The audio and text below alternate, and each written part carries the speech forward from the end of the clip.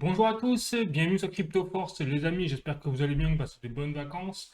Bon écoutez, donc aujourd'hui j'ai prévu de vous parler du Bitcoin et surtout des cycles haussiers, baissiers, mais aussi également peut-être des prévisions sur le prochain bull run, sur les prochains cycles haussiers, mais surtout sur les prochains prix des pics potentiels du Bitcoin. Donc bien sûr, c'est des hypothèses, hein, je n'ai pas de boule de cristal, je ne suis pas un conseiller financier ni en investissement, c'est à titre informatif uniquement. Donc le but de cette vidéo, avant d'aller dans les prix, c'est plutôt de faire déjà le point sur qu'est-ce que c'est le Bitcoin. Parce que c'est vrai que là, on est dans une période où j'ai pas mal de personnes dans mon entourage qui, avec l'arrivée de BlackRock sur le Bitcoin, eh bien, de plus en plus me posent des questions sur qu'est-ce que c'est le Bitcoin, comment ça fonctionne, comment ça se fait que d'un coup, là, tout le monde s'excite et se jette sur le Bitcoin en masse. En plus, en parallèle, vous avez l'affaire qui est un peu moins médiatique et un peu moins connue, c'est l'affaire de XRP, c'est-à-dire de Ripple qui a gagné son combat contre la SEC, qui est pas moins importante, hein, je vous rappelle, que l'arrivée des institutionnels sur le Bitcoin, parce que derrière, il y a l'enjeu même de l'industrie crypto qui était suspendu à l'affaire Ripple. J'avais fait une vidéo là-dessus, donc je ne vais pas m'attarder là-dessus. Mais voilà, donc on voit que là, en l'espace d'une semaine, on a vraiment quelque chose qui déménage sévère pour les crypto-monnaies et dans le très bon sens. Donc, c'est pour ça que là, le but de cette vidéo, c'est vraiment de faire le point déjà en un premier temps sur qu'est-ce que c'est le Bitcoin, de faire le rappel. Donc, si vous connaissez cette partie déjà, je vous invite à bypasser. Ou alors, ça peut être le point de faire un petit rappel là-dessus. Je vais également parler de tout ce qui est les cycles haussiers baissiers. Je vais rappeler ce que c'est, le halving également, le minage, le consensus de proof of work, tout ça. On va revoir tout ça. Et après, en deuxième partie de vidéo, je verrai un petit peu justement les hypothèses de prix en me basant que sur des critères mathématiques. Donc, je ne fais pas du tout l'analyse de courbe, je fais vraiment que les critères mathématiques par rapport à l'historique du Bitcoin. Vous allez voir, ça va être peut-être, je pense, intéressant. Bon, on verra. Bon, bah écoutez, sinon, bah, sur ce, je vous invite à voir mon trailer et puis c'est parti.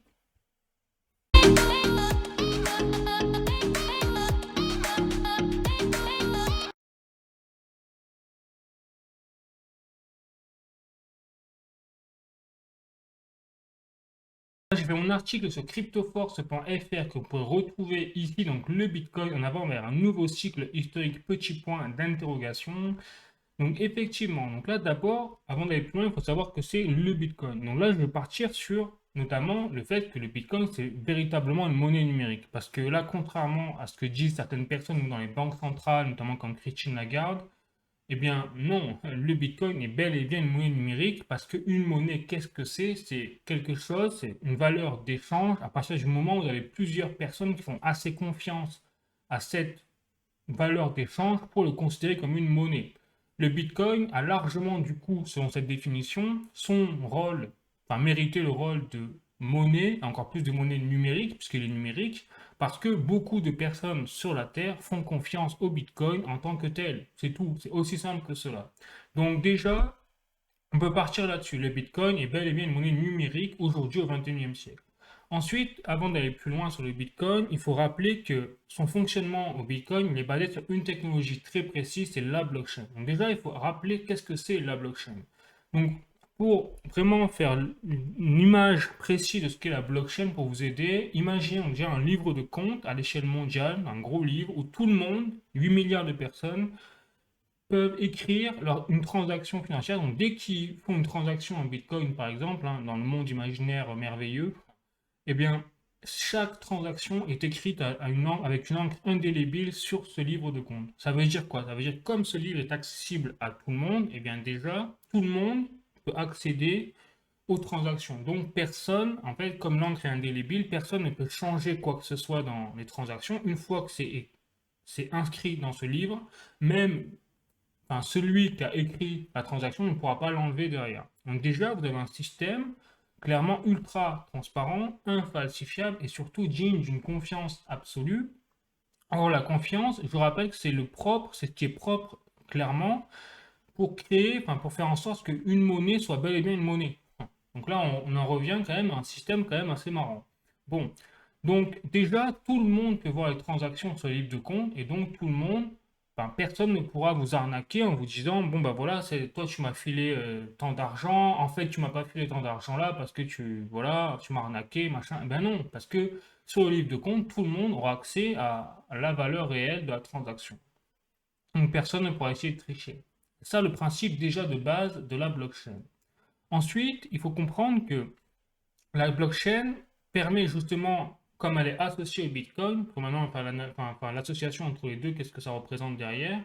Eh bien, la blockchain, c'est une technologie. Donc, c'est-à-dire que vous pouvez faire sur ce livre de compte des transactions financières, mais pas que. Vous pouvez mettre des informations. Dans les entreprises, ça peut être des informations logistiques ou de données, même médicales, pourquoi pas. Enfin voilà. Donc là, le Bitcoin, comme on sait que c'est une valeur d'échange, eh bien, le livre de compte blockchain du Bitcoin, c'est uniquement à valeur de transactions financières. On l'a compris. Donc ça veut dire quoi? Ça veut dire que, eh bien, tous les avantages de la blockchain sont en fait assimilables au Bitcoin. Donc quand vous achetez, vous vendez du Bitcoin, automatiquement derrière, vous avez la blockchain. Et donc automatiquement, toutes vos transactions eh bien, seront notées dans la blockchain. Aussi simple que ça. Donc c'est pour ça que le Bitcoin, on le dit à travers sa blockchain, eh bien, est infalsifiable, ultra transparent, décentralisé. Alors ça, la décentralisation, c'est encore un autre sujet que j'aborderai un petit peu plus tard avec les mineurs, mais en tout cas, tout le principe de base est là. Bon.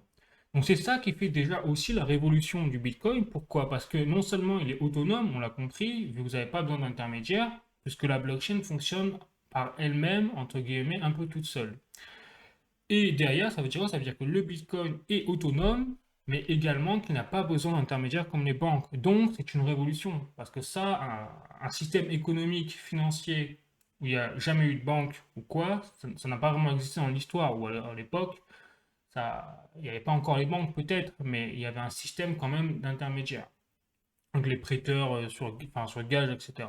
Donc, c'est la première fois en fait, dans l'histoire de l'humanité, en tout cas numérique, pour être certain, qu'il n'y a plus besoin d'intermédiaires, de banques notamment, pour assurer les transactions financières. Ah, donc pas étonnant qu'au début, les banques elles aient flippé, hein. Clairement, vu l'essence même du Bitcoin, c'est pas étonnant.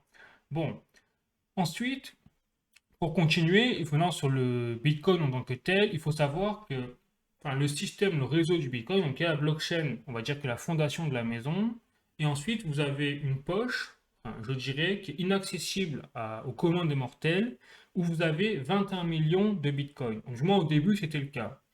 Et en fait, ces 21 millions de Bitcoins, donc personne ne peut y accéder sauf les personnes qu'on appelle les mineurs. Et donc là, je vais vous parler du système qu'on appelle le consensus de proof of work ou de preuve du travail, vous avez peut-être déjà entendu parler. C'est en fait un consensus sur lequel se base l'algorithme de la blockchain du Bitcoin. Et en fait, cet algorithme, il est géré, enfin, il fonctionne grâce aux mineurs. Et en fait, un mineur, c'est une personne qui alloue la puissance de travail, enfin, de calcul de son ordinateur, n'importe quel ordinateur, hein, ça peut être votre ordinateur portable, ça peut même être un téléphone, dans certains cas.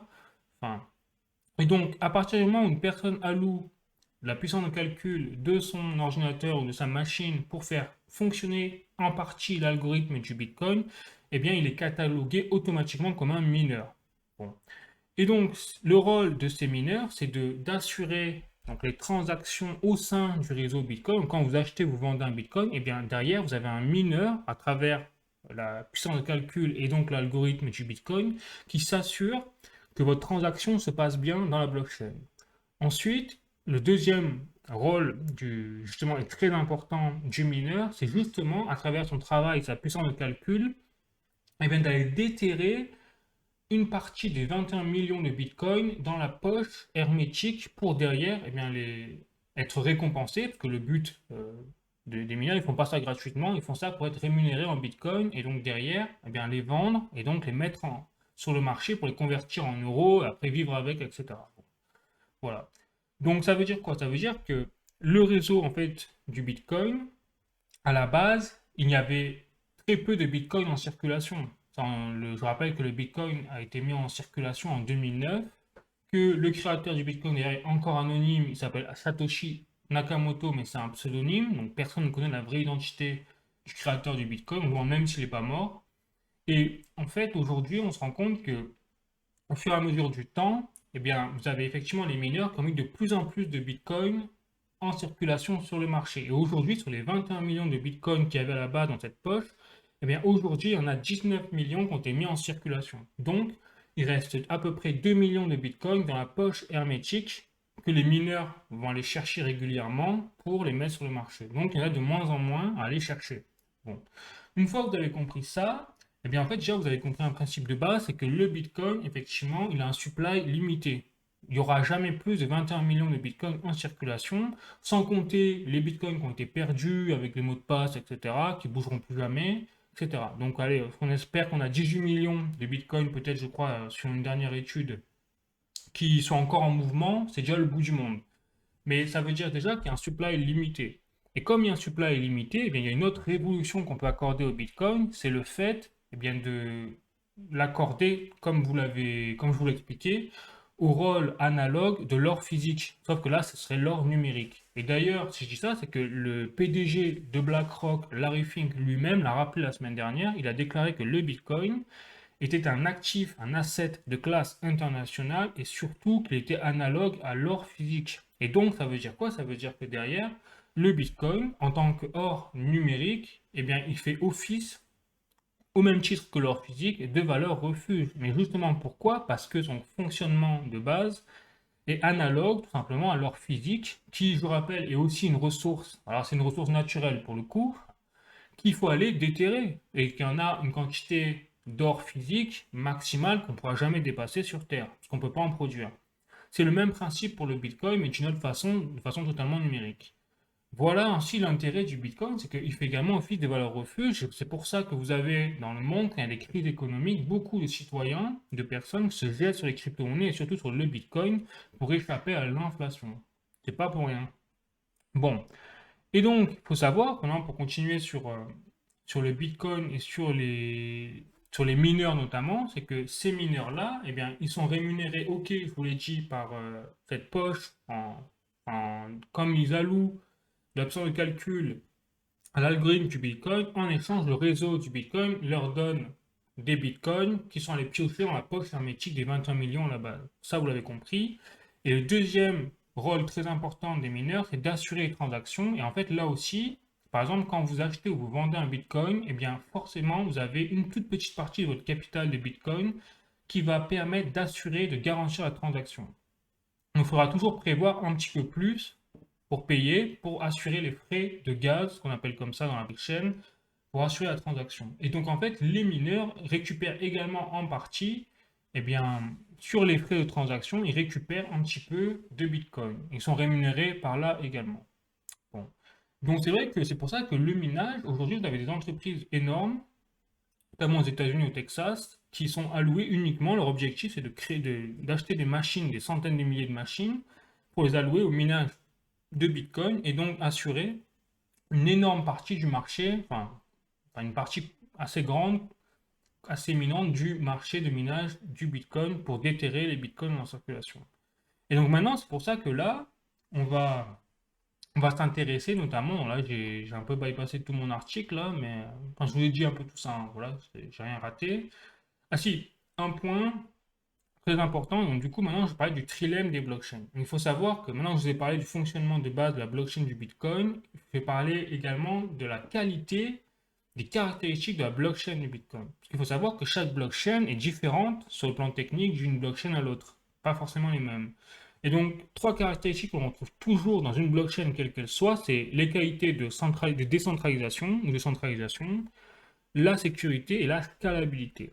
Pour le Bitcoin, il y a bien un aspect décentralisé, puisque comme la blockchain du Bitcoin fonctionne grâce aux mineurs, et qu'il y a des dizaines de milliers, voire des centaines de milliers de mineurs à travers le monde disséminés, eh bien, pour pirater et pour contrôler le réseau du Bitcoin, il faudrait déjà pirater et contrôler la majorité des mineurs existants sur Terre qui allouent leurs machines pour faire fonctionner l'algorithme. Donc déjà, c'est très très compliqué. Je pense que même à l'échelle gouvernementale, c'est très compliqué. Donc déjà, c'est pour cette raison précise que le Bitcoin est naturellement classé comme décentralisé parce que derrière, vous n'avez pas d'entreprise qui est derrière le Bitcoin, vous avez juste un réseau qui existe et qui est fonctionnel grâce aux utilisateurs quelque part.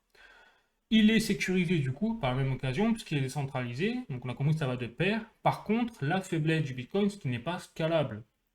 Et d'ailleurs, on l'a vu récemment, c'est avec l'affaire des originals, des NFT, vous savez, il y a eu une grosse hype dessus, je fais une vidéo même dessus.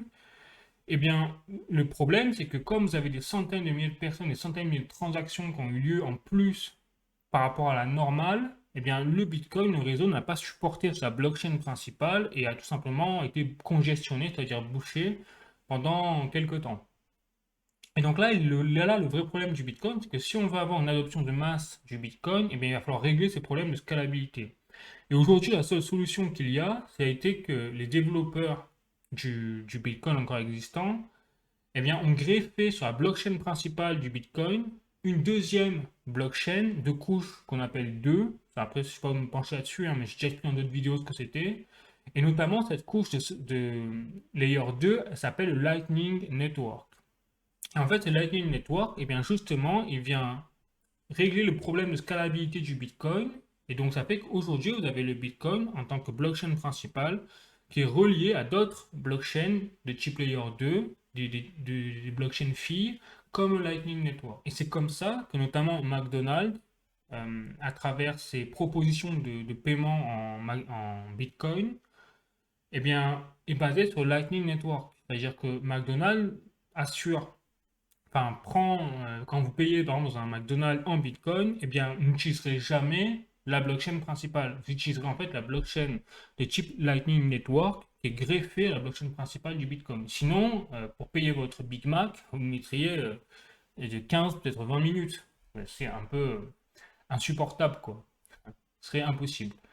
Voilà les amis, donc je pense avoir un petit peu fait le tour sur le réseau du Bitcoin, comment ça fonctionne. Et maintenant, bien, le plus important, j'ai passé au cycle et je vais vous expliquer qu'est-ce que c'est les cycles haussiers et les cycles baissiers, notamment sur les prix du Bitcoin. Donc ce chapitre-là, effectivement, il se base sur des cycles de 4 ans. Donc il faut savoir que vous avez tous les 4 ans un halving. Donc je vous explique qu'est-ce que c'est le halving. Et ce halving, en fait, définit quelque part les pulsations, je dirais, du fonctionnement des cycles haussiers-baissiers du Bitcoin. Et donc, durant ces 4 ans d'intervalle entre les halvings, vous avez 2 ans de cycle bull run et 2 ans de cycle baissier, c'est-à-dire divers crypto bear market. Et donc, le bull run, c'est pour ça qu'on voit souvent les images de taureaux, quand c'est la période bull run avec des prix qui augmentent du Bitcoin, vous avez les taureaux, parce qu'en fait, on dit bull run. Et quand vous avez le bear market ou l'hiver crypto, vous avez les ours. En fait, c'est l'hibernation, c'est l'image un petit peu qui ressort un peu humoristique du sujet. Et donc, il faut savoir que c'est pour ça que tous les 4 ans, là je vais vous montrer la courbe, notamment du Bitcoin, je suis sur coinmarketcap.com. Regardez, là je suis depuis 2011, c'est le maximum que je peux avoir en termes d'historique des prix du Bitcoin. Et là, vous avez vu, vous avez quelques pics. Vous avez notamment un pic en 2017, vous avez pic en 2021 et vous avez également un petit pic ridicule ici, également en 2013.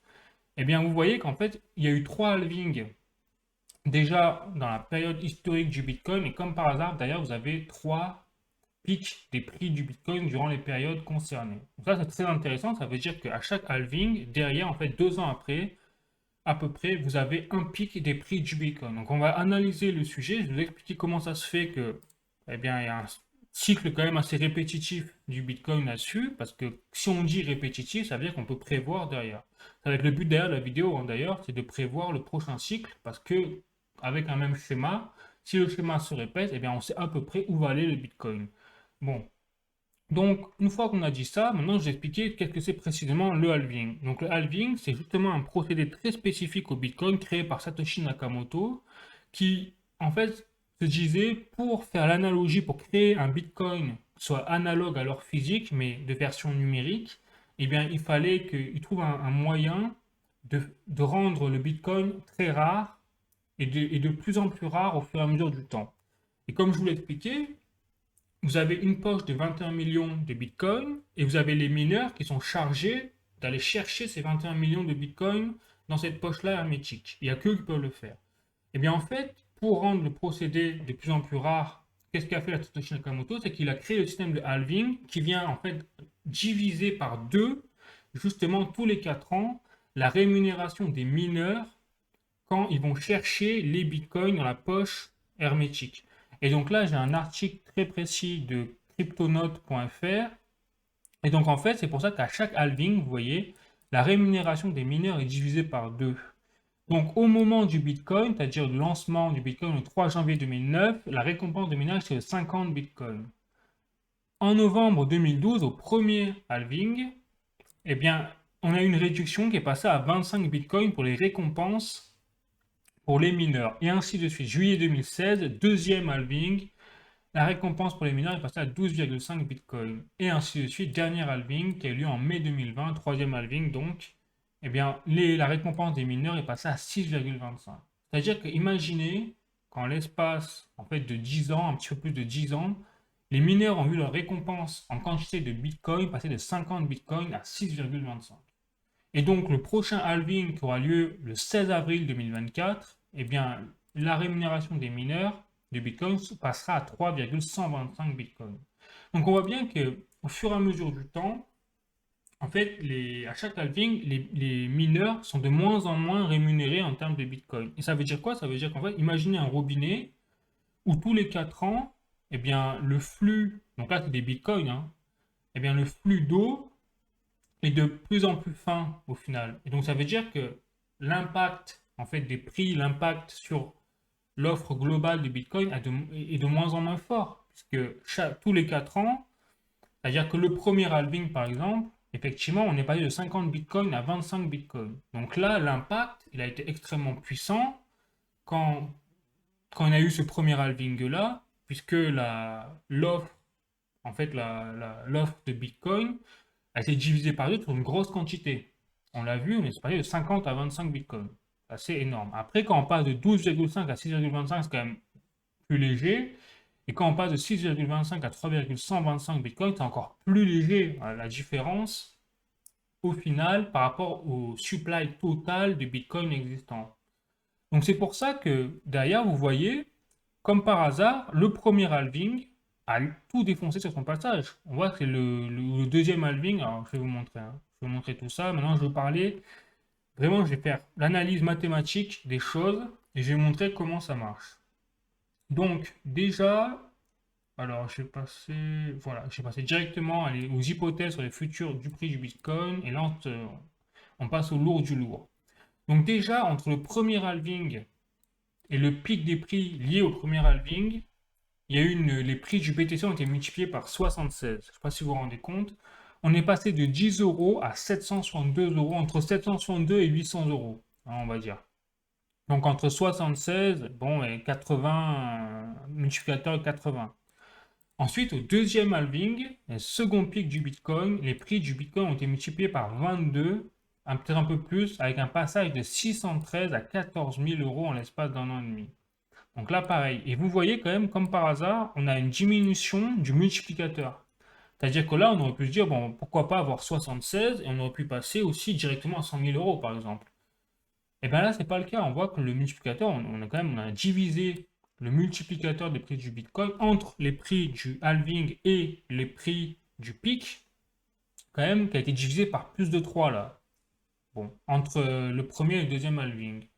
Et enfin, le troisième halving, on voit que là, il y a une multiplication par 7 environ des prix, avec un passage de 8 000 euros à 56 000 euros. Et regardez, je ne vous dis pas des bêtises, là, vous voyez, en mai, par exemple, en mai 2020, là je suis en mai 2020, les prix étaient à 8 000 euros environ, hein, je prends la louche, environ, et on est passé derrière, un an et demi après, à 56 000 euros. Donc on voit que c'est à peu près ça, c'est qu'on on a eu une multiplication par 7 environ des prix. Donc on voit qu'est-ce qui se passe, c'est qu'on constate qu'au fur et à mesure du temps, au fur et à mesure des halvings, le multiplicateur des prix entre le moment où il y a le halving du Bitcoin et le pic est de moins en moins fort. Et après, on ne s'en rend peut-être pas compte, parce que c'est vrai qu'un passage de 8 000 euros à 56 000 euros, c'est beaucoup plus impressionnant, en fait, mentalement, psychologiquement, qu'un prix qui n'est pas de 0 à 700 euros au final. Alors que le multiplicateur, d'ailleurs, les gens, les investisseurs qui ont fait le plus d'argent, c'est pas dernièrement au troisième halving. En fait, c'est au tout premier halving, parce qu'ils ont multiplié leur mise par 76, en fait, quelque part, s'ils avaient misé lors du moment du halving, du premier halving. Donc on voit qu'il se passe quelque chose. Et en fait, donc si on continue dans cette voie-là, c'est là où je me projette, hein, je fais vraiment une hypothèse. Je rappelle que c'est pas la science infuse, hein, que c'est pas, j'ai pas de boule de cristal, etc. Loin de là. Mais si on continue sur la phase historique de cette voie-là, ça veut dire que le prochain halving où on aura, qui aura lieu en 2024 et le prochain pic qui aura lieu sûrement en 2025 des prix du Bitcoin, eh bien, on va avoir un multiplicateur qui va passer à 3. Puisque on voit bien qu'en fait, à chaque halving, enfin, à chaque cycle haussier, baissier du Bitcoin, on a une division par 3 en fait du multiplicateur de prix du Bitcoin. Et donc là, logiquement, si on divise encore par 3, eh bien on passe de 7. On fait 7 divisé par 3. Ça fait entre 2 et 3, voilà, pour de multiplicateurs pour le prochain halving. Et donc ça donnerait quoi? C'est que si on fait ça, eh bien si on se base sur un prix qui est là à 30 000 euros à peu près, on va dire, allez, dans la louche, on imagine que là, en avril 2024, on soit à 30 000 euros de prix pour le Bitcoin. Et bien, dans ce cas-là, on multiplierait par 2, entre 2 et 3, et ça donnerait un pic qui aurait lieu en 2025 entre 60 000 et 90 000 euros. Donc, c'est vrai que ça va très loin des prévisions de certains analystes qui prévoient 500 000 euros, 200 000, 150 000 et tout. Je l'avoue, hein, après, c'est peut-être pas une bonne. Là, je suis en train de vous faire la douche froide. Mais c'est que l'aspect mathématique. Après, je ne prends pas bien sûr le reste, c'est-à-dire l'entrée des institutionnels, les capitaux qui continuent de se lancer dans le Bitcoin, etc. Mais en tout cas, sur le point de vue mathématique, juste ça, on voit bien que, et c'est logique en fait. Parce que, comme je vous l'ai dit, comme il y a une rémunération des mineurs qui est divisée par 2 tous les 4 ans, et bien ça veut dire que la mise en circulation sur Bitcoin, enfin du Bitcoin sur le marché, est divisé par 2 tous les 4 ans. Donc il y a un moment, et je pense qu'il y a un moment, dans quelques halvings, peut-être dans 5 6 halvings, eh bien, il y aura tellement peu de Bitcoin dans la poche, en fait, hermétique, vous savez, des 21 millions de Bitcoin, des 2 millions de Bitcoin restants aujourd'hui, il y en a 19 millions qui ont été mis sur le marché déjà, que comme tout, enfin, comme on aura un gros volume en circulation, eh bien, il n'y aura plus de différence au halving. Et je pense que les halvings ne constitueront plus un top départ, par exemple, des bull runs peut-être. Ils n'auront plus d'impact sur les prix du Bitcoin peut-être à l'avenir. Donc, il est possible qu'il y a un moment où le Bitcoin atteigne peut-être un palier définitif des prix. J'en sais rien, hein, mais peut-être parce qu'il n'y aura plus d'afflux constant de Bitcoin qui feront la différence sur les prix. Par contre, ça changera peut-être la donne derrière, de l'autre côté, avec la demande qui va exploser à la hausse quand vous avez de plus en plus de personnes qui vont s'intéresser au Bitcoin, qui vont en acheter, surtout si les monnaies fiat s'effondrent à côté, etc. Mais en tout cas, je pense que l'aspect mathématique, juste, l'aspect historique qu'on a connu, ça, ce sera peut-être fini sur les cycles haussiers-baissiers dans un avenir proche ou lointain, j'en sais rien, pour les prix du Bitcoin. Par contre, quand on aura l'adoption de masse qui va arriver sur le Bitcoin, là, je pense que ça fera encore plus drôle. Et je pense que là, c'est là où ça va vraiment littéralement exploser au niveau des prix. Mais sur cet aspect-là, en tout cas, voilà, c'est pour ça que je vous explique que peut-être que le prochain cycle, si on s'attend vraiment à ce qu'il y ait un même fonctionnement, on n'aille peut-être pas atteindre les 200 000 euros, par exemple. Vous voyez? Pour la raison que je vous ai citée. Et après, par contre, si au prochain halving, en 2024, on a un prix qui va à 40 000 euros, à partir du halving, eh bien là, on pourrait se dire que si on part sur 40 000 euros, eh bien oui, si on fait un x2 x3, eh bien on pourrait être entre 80 000 et 120 000 euros. Ce qui ne serait pas déconnant. Parce que là, je vous montre par exemple la courbe du Bitcoin. On remarque que par exemple là, on a un prix à entre 14 000 ou 16 000, pardon, ici pour le pic du second halving est à 16 000 euros en 2017. Et on voit que là, le dernier pic qui était lieu, c'était 56 000 euros. Donc ça veut dire qu'il y a eu un peu plus de x2, x3 quasiment par rapport au précédent pic. Donc là, on a fait un x3 quasiment, on va dire, hein, un peu plus, là, c'est 16 000, ouais. Un x3 entre le pic du second halving et le pic du troisième halving. Donc si on fait un x3, maintenant on continue dans cette voie-là, on fait un x2, x3 entre le pic du troisième halving et le futur pic du quatrième halving, eh bien, on aura un prix voilà, entre 100 000 et 150 000 euros. Pourquoi pas? Donc, c'est pour ça que là, je vous dis, c'est vraiment, il n'y a pas de science exacte, hein, c'est vraiment la louche.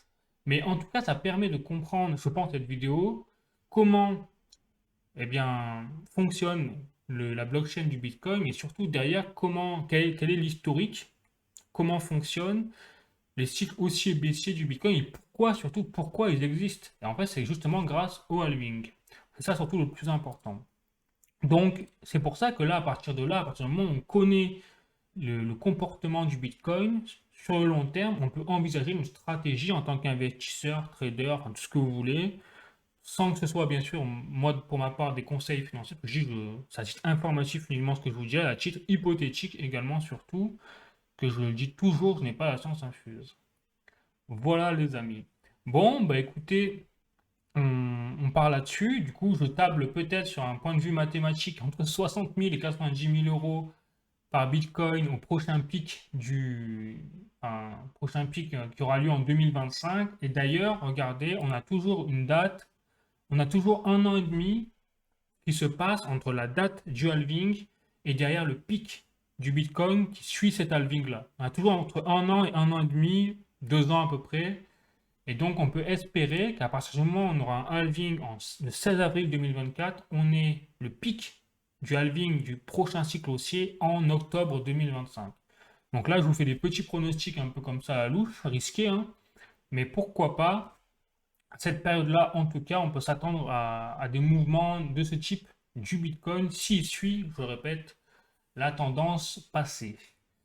Voilà les amis, bon bah écoutez, j'espère que vous avez aimé cette vidéo, si vous avez appris des choses, surtout c'est le plus important. Et puis sinon, bah écoutez, moi je vous fais la bise, je vous dis à bientôt pour d'autres vidéos. Ciao!